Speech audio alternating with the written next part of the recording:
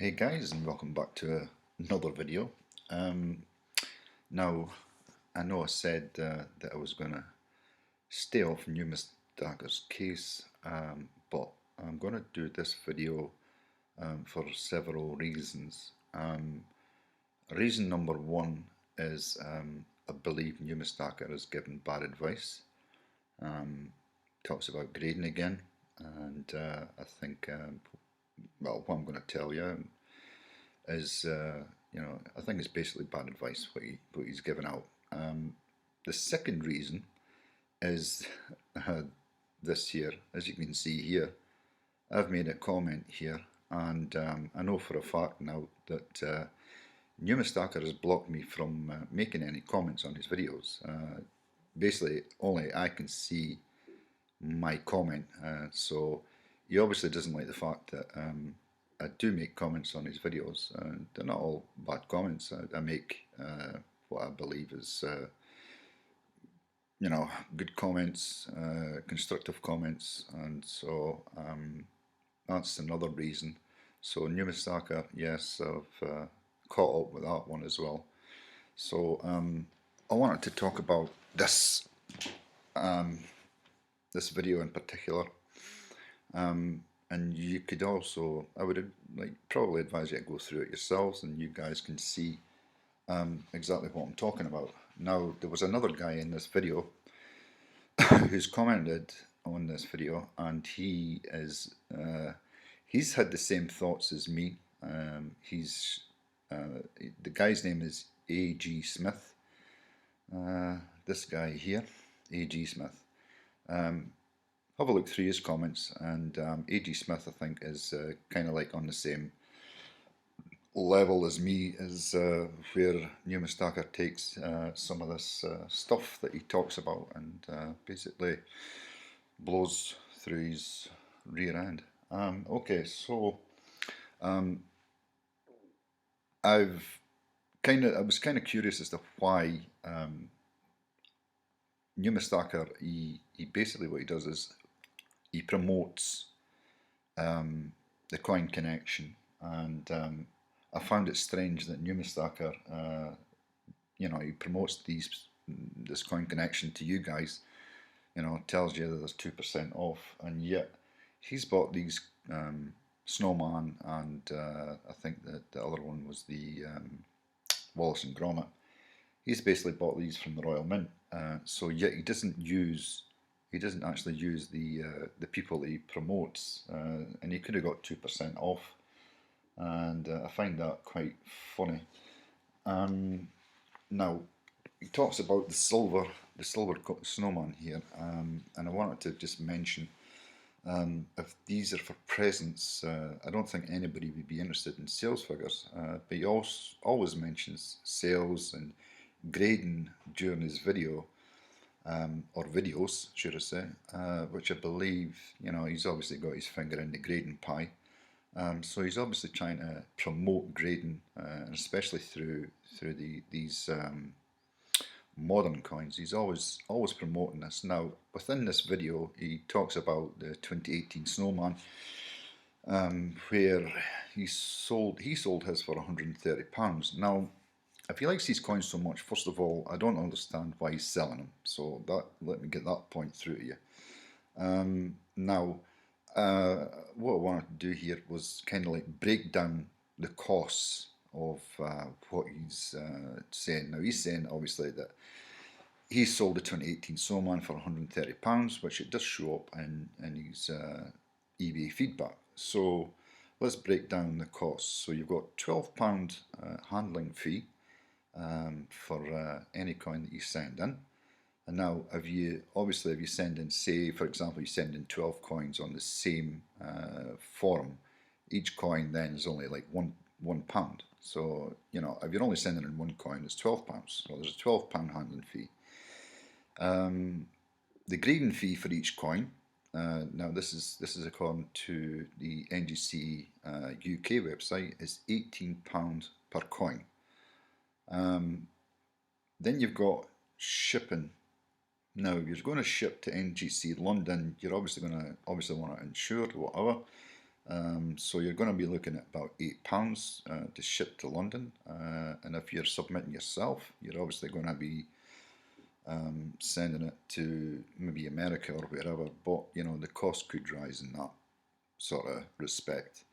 Now, if you do send to NGC America or wherever, they I'd never known an American post to be less than about £25. So you've got all that to take into consideration. So the total figure, what I've just mentioned there, roughly comes to about £63. And then add in the cost of the snowman itself. The 2018 snowman, I think, was around about £55, roughly about there. So you've got a grand total of £118. So let's get into the eBay fees. So selling on eBay is normally a 10% fee for the eBay and 3.5% for PayPal.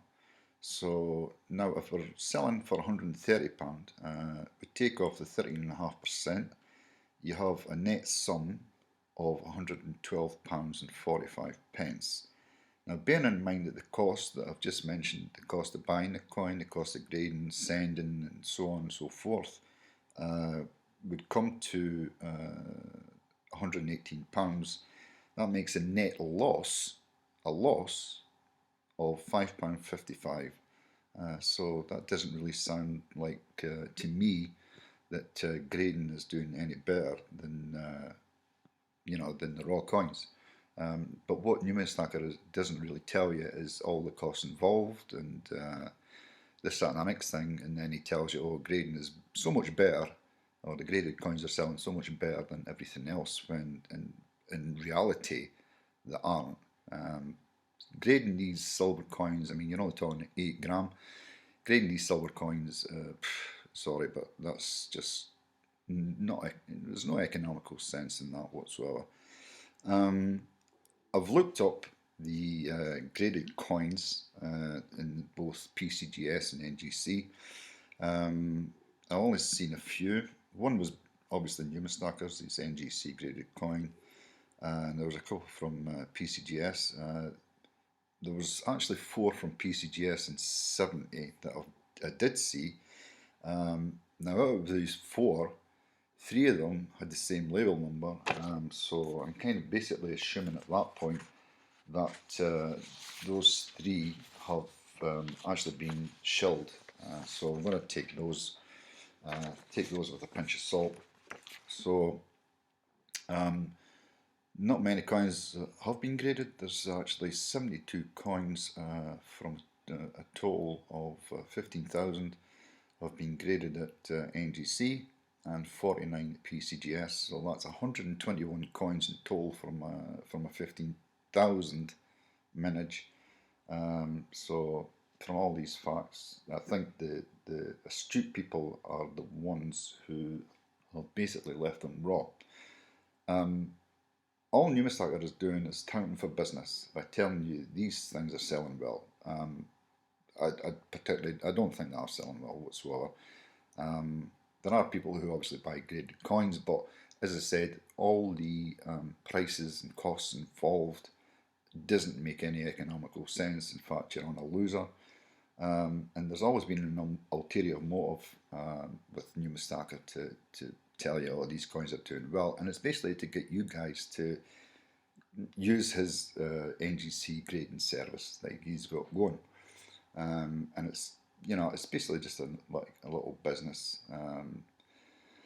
and it's only to gain your business. So his interest has moved away from modern coins. You see that within his videos. He's into the more numismatic coins of the Victorian era and so on, slabbed and error coins. He doesn't buy many raw coins, basically, as you've just seen the reason why. He cannot grade for himself. There was 2 coins that he showed on an earlier video. I think one was a Gothic crown, and the other one was a halfpenny, I think it was. Now the halfpenny was corroded, so somebody that thinks he knows what he's talking about obviously doesn't know what he's talking about. And I actually mentioned once in a video, I think it was last year, that he bought, I think he bought a proof penny or so. It had a verdigris spot in it, which is bronze disease, and I basically told him that it was going to, if it was left untreated, it was going to bore a hole through that coin. Now, any collector who really knows about collecting coins, or these earlier coins, they really don't touch coins with carbon spotting and verdigris, because they know that eventually these coins that are left untreated will lose value. So, as I said, so if he was such an expert, I don't think he would have bought the Gothic crown. He thought it was in MS condition, or he was told it was in MS condition. So he obviously doesn't know an MS from an AU or from a VF or XF, whichever you want to call it, and he just doesn't know what he's talking about, unless it's in a slab, or unless he's getting his information from people such as Steve Hull. Now then, at this point, I'm going to talk about how I believe Numistacker is a little bit of a narcissist. In this video, he tells us how the gold is something that he really likes, yet he shilled his own Stephen Hawking gold 50 pence on eBay not long ago. I did a video on that and how he had it shilled.